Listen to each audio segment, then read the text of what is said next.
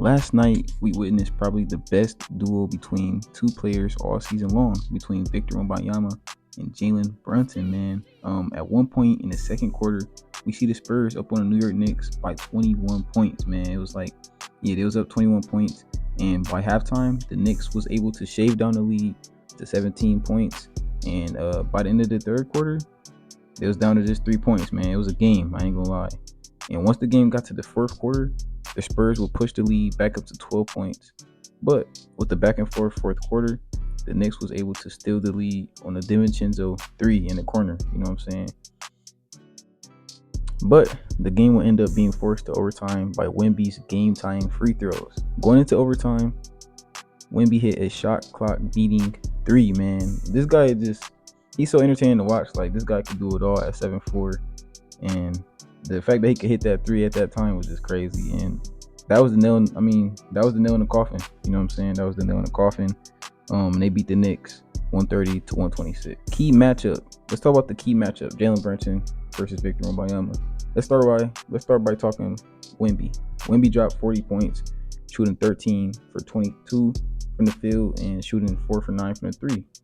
Wemby also pulled down 20 rebounds and dimed out 7 assists, getting his teammates involved as well. Victor also becomes the first rookie with 40 points and 20 rebounds in a game since Shaquille O'Neal in 1993. Man, this guy, Wemby, is just like I said at the beginning of the draft, everybody was saying this guy was overhyped, including myself. Like, whenever somebody gets that much hype and nobody else gets that much hype in the draft, it's just kind of like, yeah, this guy overhyped. But now he's living up to the hype. This guy is going crazy. And I ain't gonna lie, he's dang near top 15 right now, bro. You can argue that he's top 15 right now. And with the performance last night, I believe Wemby cements himself as the rookie of the year. You know what I'm saying? I think he closed that discussion between him and Chet Holmgren. And on the other side, Jalen Brunson did his thing. You know what I'm saying? Jalen Brunson did all he could for the New York Knicks. He dropped 61 points, shooting 25 for 47. Shot 47 shots. That's a lot of shots. And he shot 5 for 13 from the 3. And Brunson's 47 shots last night is the most shots by a player since Kobe Bryant's last game, bro.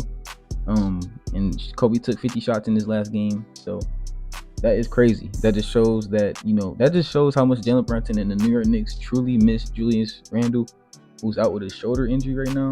And yeah, Jalen Brunson got to, carry the offense passing and scoring wise. So that's probably a lot for Jalen Brunson to take in.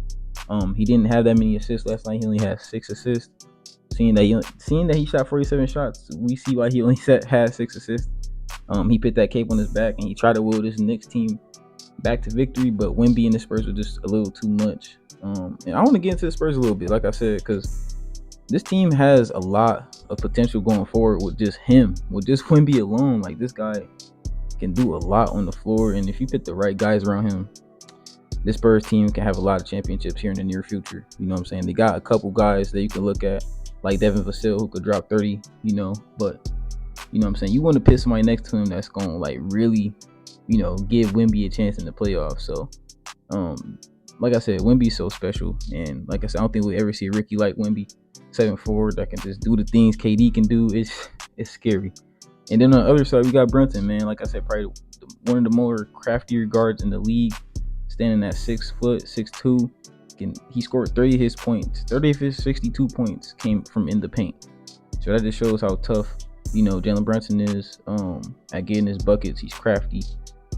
Real consistent too. You know what I'm saying? So we'll see what the Knicks do in the playoffs. They're missing OG Anunoby and Julius Randle at the moment. Hopefully they can get both their guys back going into the playoffs.